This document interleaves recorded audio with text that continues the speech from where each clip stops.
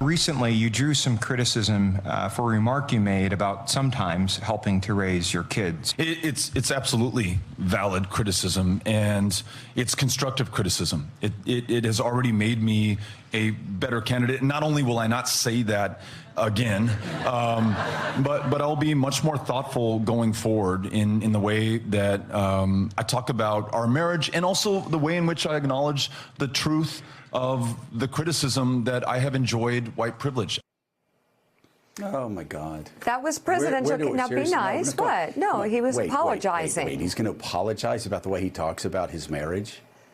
I mean, thoughtful. He gives it is a self-deprecating joke. He was being thoughtful. By the way, kids, if you run for anything from dog catcher to congressman, congresswoman to president of the United States, use self-deprecating humor and say things like, you know what, my wife and I have raised the kids, and sometimes, you know, I'm there for a couple of minutes, even if you're with them all the time. Yeah, well. This is what politicians have been doing for thousands of years, using self-deprecating humor. A couple of blue check marks tell him it's a terrible thing that you did using self-deprecating humor. And he said, I will do a better job in the future. I know, the blue check marks are... Ignore We'll talk about that. All right, so he was... Oh, my God. He felt he needed... It's made me a better he man felt he needed to clean up the know that I can't use self-deprecating humor in the future.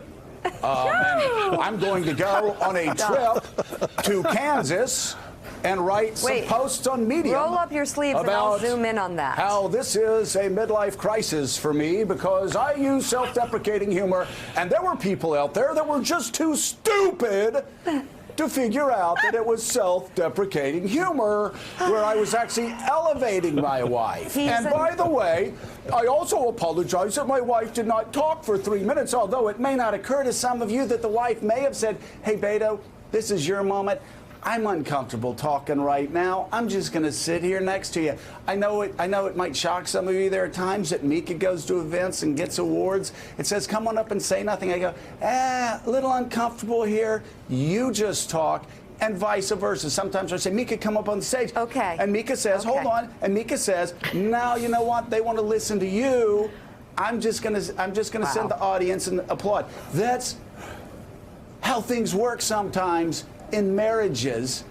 And so if you're judging Beto and his wife because she chose to sit there for 3 minutes and support her husband,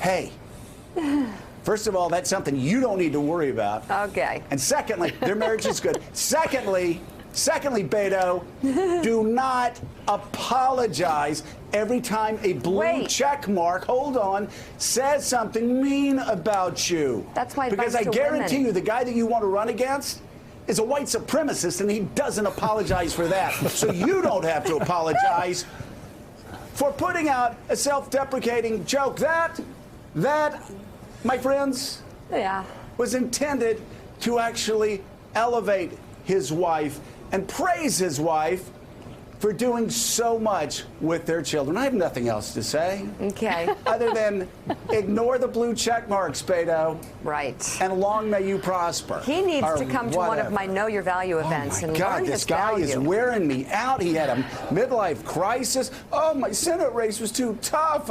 I need to just drive in the wilderness and write stories or Medium posts. All right. Meanwhile, Reuters reports on it's O'Rourke's exhausting me, and it's not even 6:30. Membership in a hacking group, which has people talking about his strange writings as a teenager. Okay, don't get this. But he was a teenager. He was a teenager. Okay. No, but see, Democrats think that what happens during teen years is incredibly important. Yeah, but pay attention to what Donald Trump did this weekend or last week. Don't go back.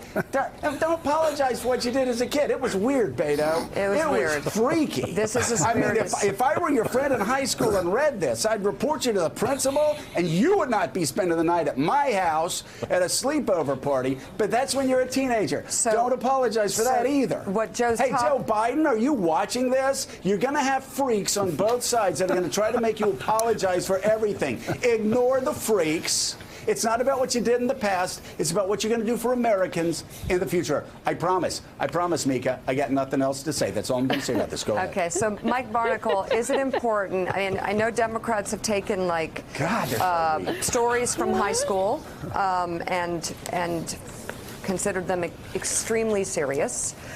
Is Beto's story that he wrote, which has a vivid description of himself enjoying running over 2 children and killing them? I'm serious. This is what his story was about. It is kind of disturbing to read. Yes. Yeah, it's weird. He wrote this story. It's weird. Okay. In high school. Yeah. That said, he, being some sort of psycho. It's high school. You know, Mika, 2 things about the story. One is Beto was an incredible dork, clearly, in high school. Such a dork. And 2, such a dork. He was 16. I mean, come on. Our charge in the media, and it's going to be a tough one to succeed on it completely and successfully, is to cover this campaign as adults. I mean, we didn't exactly shine 4 years ago when we spent 6, 7, 8 months covering emails, lost emails. Now, the nation is in peril. Now it's going to be with each of these candidates, what are you going to do for the country? What are you going to say? How are you going to conduct yourself? How are you going to conduct yourself in office? What's your plan? Where are we going? Not when you're 17, 16, looking back. Yep. Yeah, I mean, it's the same thing, John Meacham, with Elizabeth Warren. I mean, I don't really care what you signed on your application 35 years ago to get in the Texas bar. Same thing with Brett Kavanaugh. Oh, my God. Democrats on the Senate Judiciary Committee thought that they had unearthed Hitler's secret diaries and were about to pass it on to a German newspaper when they found Brett Kavanaugh's calendar with Squee and Squishy and Goomph about him lifting weights with all of his friends, Paco, whoever they all were. I mean, enough of this high school garbage. People don't care. And again, I find it remarkable that Beto's apologizing for self-deprecating humor when there's so much to worry about with Donald Trump this past weekend and moving forward.